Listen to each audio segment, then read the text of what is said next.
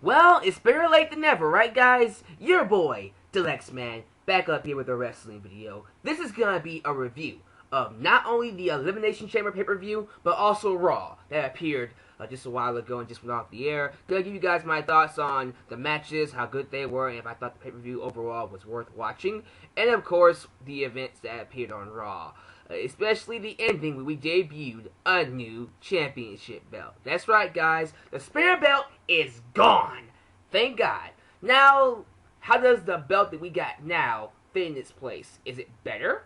Is it worse? You'll get my opinions on that when I get to that. That's at the end of the video. But first off, before we get to any of this, please subscribe to me if you have not. Like me on Facebook. Follow me on Twitter. Check out my second channel for tributes and mashups. Check out the Wrestling Podcast, Wrestling Paradise, everything down below in the description box. Let's get right into the pay-per-view review. So the first match here, I believe, was the pre-show.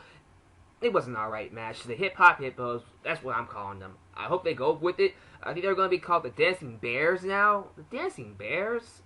It doesn't ring for me. I'm gonna call them the Hip Hop Hippos, no matter what they call them. Okay, they're calling Brodus Clay, and then Sweet T, because Tensai, his name starts with a T, so Sweet T is his now hip hop gangster name. It's whatever. They beat the Rose Scholars, made me sad, but hey, I guess they entertain me. I don't know how they entertain you guys, but for me, they're entertaining, so I'll take it. But moving on to the next match. The opening match of the card was Dario versus Big Show in a singles match for the World Heavyweight Championship. I gave my grievances about this. I wasn't happy that it went from 2 last man standing matches in the month of January, back to back by the way, to a singles match. After all this build too, so you know, I just kind of felt underwhelmed that it was a singles match. But you know what? The match was actually pretty good. I'm not going to complain about it too much. Having Dario make Big Show tap out is actually pretty cool. I actually like that. You know, it's that whole idea of, you know, Dario can never pin me. He doesn't need to. He can beat you multiple ways. He can knock you out, and he can make you tap. So, there you go. It's cool. And Big Show can still come out and say, Dario can't pin me. He can do whatever else he wants to me, but he can't pin me, which is, you know, leaving it open for the future to continue. Hopefully, if it wants to, it can, because I am enjoying Big Show and Dario, but I think they're going to go in a different direction, especially with what I saw on Raw, and I'll get to that in a second. But the next match of the card here is Antonio Cesaro versus The Miz. The match overall, as it progressed, it was good. You know, I like the whole idea of Miz struggling with his shoulder injury caused by Brock Lesnar, and Cesaro obviously having some knee problems because he doesn't wear knee pads. That was good storytelling. And then the ending happened, where The Miz fell on Cesaro's nuts when he was going for like a knee attack on his knee or something like that. It looked sloppy. I didn't like it. And apparently this is going to lead to a rematch at WrestleMania. Great. Especially after The Miz beat Cesaro tonight on Raw. So, yeah, they're going to get a rematch, and Miz will probably beat Cesaro at WrestleMania. I guess. I would rather Cesaro keep the championship and move on from The Miz, but I think they're going to put the championship on Miz to really solidify his babyface run, so it's whatever for me. I'm not a big fan of the feud. The match was good up to the ending, but I'm not really looking forward to a rematch between these two. Moving on from that, the Elimination Chamber match. The only Elimination Chamber match on this card. But it was good to me. It's Jack Swagger versus Chris Jericho, Daniel Bryan, Mark Henry, Randy Orton, and Kane. For the most part, it was a good match. I thought it flowed very well. Mark Henry was a beast. I think Mark Henry is starting to crack that level of being more than just monster heel. You know, I think he's actually becoming a monster. See, Brock Lesnar and Mark Henry are starting to become those big guy, dominant, destructive forces that every time you see them, you know somebody's going to get hurt. And that's why I feel like those guys are on a different level than just being like heel or monster heel. I actually consider Mark Henry to be a monster and not just monster heel. Monster is way above monster here in my opinion. Or, you know, maybe to you, a monster, the monster hero are the exact same thing. But Mark Henry is definitely a beast, and I'm enjoying him so much. Awesome. He dominated Kane and Daniel Bryan. He was going to dominate the other guys, but, you know, he threw Randy Orton through a pod. But then I believe Randy Orton hit him with the RKO, and got him eliminated. But then Mark Henry came back in and kicked all their asses, so that was cool. And then Randy Orton hits Chris Jericho with the RKO. And then Jack Swagger beats Randy Orton with a roll-up pin. Ugh. Now, look, let me just clear this up really quickly, okay?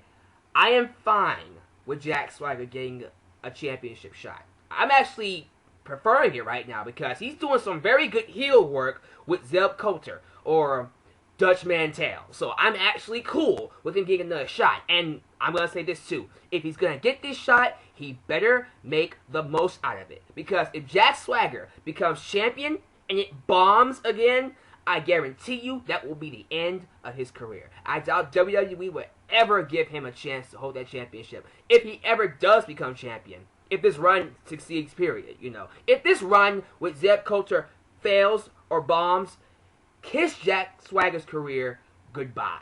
But hopefully it does succeed. I want to see Jack Swagger succeed because I know he's a great wrestler. I think he should stay away from the microphone and let Dutch Mantel talk because that's why he's there. Jack Swagger should not touch a microphone ever. Just like Biggie Langston should never, ever touch a microphone. Jack Swagger, just wrestle and be aggressive. You'll be fine. Let Zeb Coulter do all the talking, or Dutch Mantel, whatever you want to call him. But I didn't like how he beat Randy Orton. You know, just bringing it back to the match. I just didn't like, if you're going to establish him as somebody legitimate, why would you have him get a roll-up pin and have him grab the tights? I didn't like that. I would rather him just make Randy Orton tap. That would be awesome. I mean, making Randy Orton tap is a big freaking deal. It's Randy Orton. Or maybe Chris Jericho. Make somebody tap. Why did you have to beat him with a roll-up pin? You know, it gives off that feel of a fluke victory, which I don't like. I think if Jack Swagger is going to be taken seriously, and they're obviously putting a lot of stock into this guy to bring in Dutch Mantel to be his manager. So if you're going to treat him like a legitimate champion, have him get legitimate victories. That's all I'm saying, okay? But as for him being a WWE champion, sure, or World Heavyweight champion, whatever. Just as long as he's booked like a legitimate champion. And if it bombs, like I said before, kiss his career goodbye. And from the looks of things, it looks like we're going to get Del Rio, Alberto Del Rio, versus Jack Swagger for the World Heavyweight Championship at WrestleMania. And the premise for the feud is illegal immigration. For now, I'll take it. It does make it interesting. I do like the political view. But if they go too far with it and start becoming Mexican racists, that might turn me off. So, okay, push the envelope, awesome. Do that. You know, do some stuff that you don't usually get from WWE. That's awesome. That's cool. I like that. I like seeing that. Especially from Zeb Coulter, who I think is doing an awesome job as the heel manager for Jack Swagger. Just be careful where you step with this one. Alright? I don't mind you pushing the envelope. You can cross a few lines, but don't cross all of them. You know what I'm saying? Don't turn them into racists. Because I think that might get the wrong type of heat for Jack Swagger. And I don't think he can handle that type of heat. Dutch Mantel can. Jack Swagger, I don't know. And I don't think he can handle something like that at this point in time. So I look forward to seeing where it goes. And we'll talk about it as time goes by. But moving on from this, guys, I think we're going to go into, yes, the Super Friends, John Cena, Ryback, and Sheamus versus The Shield. This was a surprisingly good match. Very good match. Both teams had some very good spots. I think there was like a trifecta stalling suplex by John Cena and his Super Friends. That was awesome. Everybody was good. I just really enjoyed the match. It was aggressive. It was fun. Seeing Sheamus get speared to the barricade made me laugh. And then The Shield won. In a shocking victory, The Shield beat the top 3 baby faces in WWE. This is awesome. The Shield, to me, is being booked how Nexus should have been booked. They are legitimately legitimate. You know, they feel like a threat to the WWE locker room. They really, really do. Because if they can beat these 3 guys all at once, that's saying something. That should be put on your resume. You know what I'm saying? It does sadden me that Ryback took the pinfall. I have to say this. I'm sorry. This is what happens when you push somebody way too soon. Because now Ryback's momentum is gone, alright? You pushed him too soon back in October because, oh, we need a new babyface. We have to push a new babyface to the main event scene. Not learning from your mistake with Sheamus. Now we're going to do the same thing to Ryback. And now, All the momentum he had before he went to the feud with CM Punk, it's gone now. Now he's just another guy. And WWE even addressed it on Raw when Sheamus told Ryback, dude, you're losing all your matches. You're just another guy now. What happened to the monster? Exactly. And now we're just stuck with Ryback being just another guy. Not a monster heel, not a monster face, not a strong, aggressive, just all-out beast like Mark Henry, but a babyface version of it. He's just another guy now. And that sucks. Because I think Ryback has a ton of potential to be somebody big. But WWE, with the way they're booking him, I knew it. I knew from the first time they pushed him to that main event scene that WWE was not going to go all the way with it. So now Ryback has to start all the way back down from the bottom and work his way back up. And he'll probably be in a feud with Chris Jericho for WrestleMania. So, what else can I say? I think after this match, we had an impromptu match. It was Dolph Ziggler versus Kofi Kingston. Ziggler won. It was a good match. I think Kofi Kingston and Ziggler always have good matches. I'm just concerned about what they're doing with Kofi Kingston now. It's like ever since he lost the IC Championship, he's been relegated to being one of those guys, one of those jobbers. Like every time you see him, he jobs. He's becoming one of those guys now, and that's concerning me. Like, what's his direction? Is this for a reason, or are you just doing this because you have nothing else for him? And if they have nothing else for him, that's making me think that, yeah, he's going to become another Yoshitatsu, and he's just going to be used as a joke. And that would suck, because Kofi Kingston is way too good for that. He's way too popular. He's way too over with the audience. He is way too loyal, and he's too much of a professional to be treating him like that. I'm not going to go into a Kofi Kingston tangent. You guys know how I feel about him. I think he should be going for the World Heavyweight Championship, but no, WWE apparently feels differently. Ziggler won. At least he's no longer going on a losing streak. Well, actually, he lost to Dario. So, hey, he beat Kofi Kingston, but you can't beat the champion yet. Not just yet. He almost tried to cash in, and then Ricardo Rodriguez stopped him, and then, Dario ended up spoiling the fun for Dolph Ziggler. So, I really don't know when he's going to cash in. I do hope it's very, very soon. I really don't like seeing Dolph Ziggler lose. He's too good. He's too talented, like Kofi Kingston. It just doesn't feel right to see someone that talented, that good, lose a lot. I always use this analogy to describe Dolph Ziggler, and it relates to LeBron James, okay? LeBron James, who is considered the best basketball player in the NBA, period. If LeBron James, although he has that title, constantly loses games and continues to go on losing streaks, does it really matter that he is the best basketball player in the league? No, it doesn't. Just like Dolph Ziggler. He can go out there, he can preach, he can talk about how he steals the shows, he can talk about how he's the best wrestler in the company, but if he can't win a match, how am I supposed to take him seriously as my world heavyweight champion? Yes, I know the freaking formula is the same formula done with CM Punk, with Edge, with other Money in the Bank winners, but still, okay? For me to take a world champion seriously, he has to prove to me he can get clean, no-nonsense victories over top-notch superstars.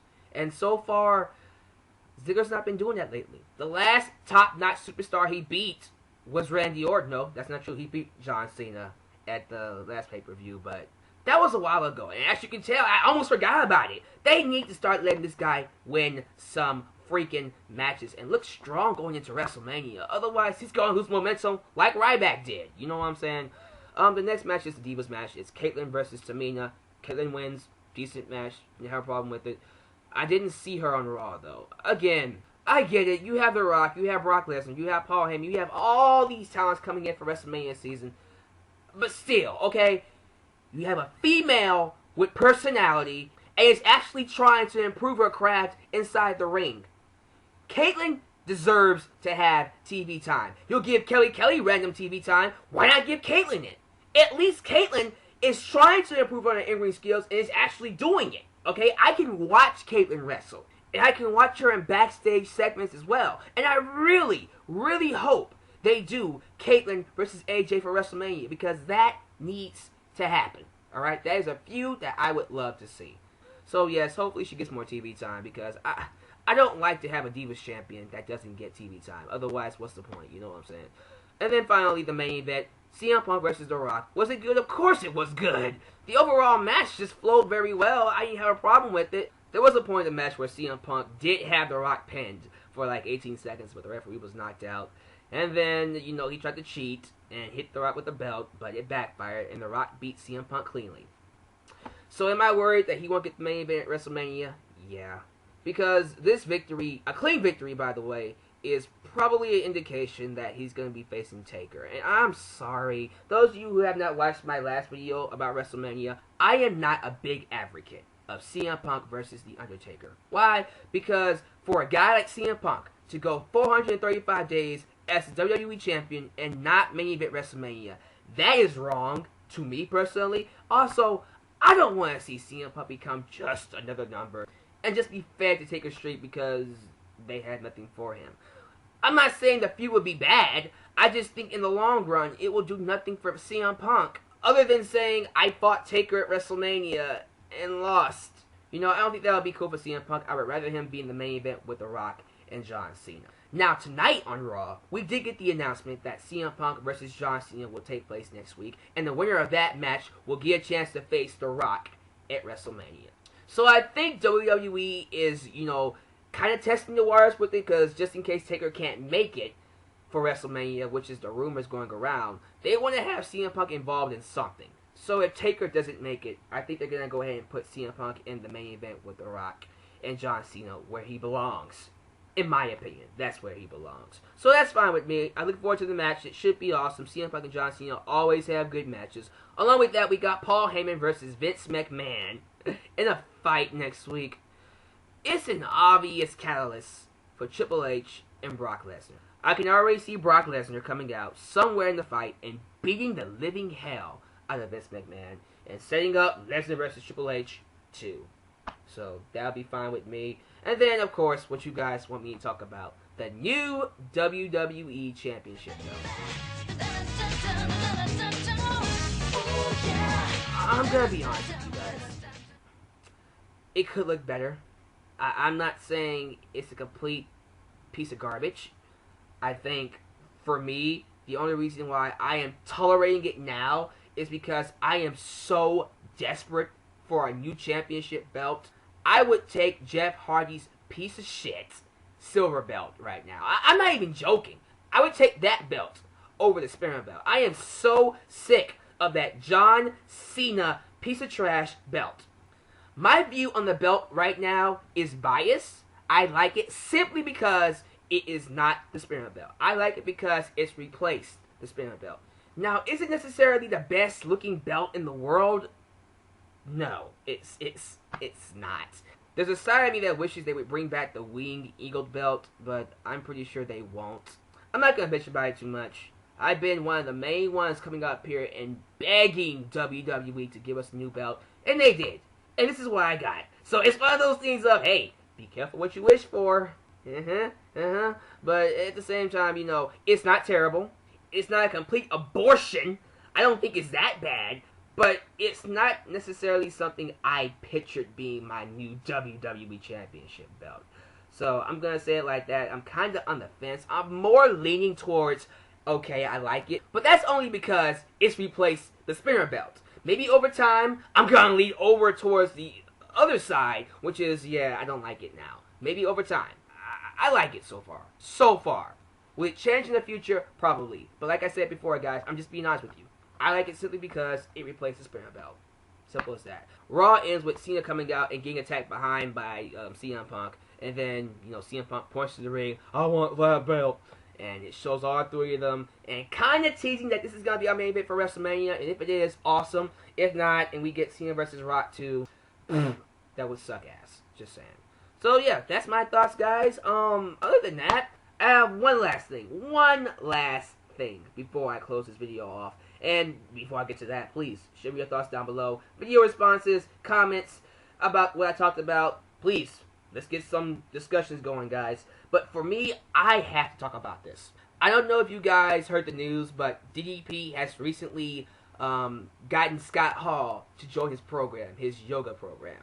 And to me personally, that is awesome. See, The fact that DDP managed to get Jake the Snake Roberts clean, that to me, that's an accomplishment, okay? For that alone, I think DDP should go into the Hall of Fame, because that's pretty awesome, okay? You got Jake the Snake Roberts, somebody who was a drug addict for life. Some people even said he was going to die a drug addict, and he got him to be clean, straight up clean. And not one of those, I'm clean right now, and 2 years later I'm back on drugs. No, clean for good.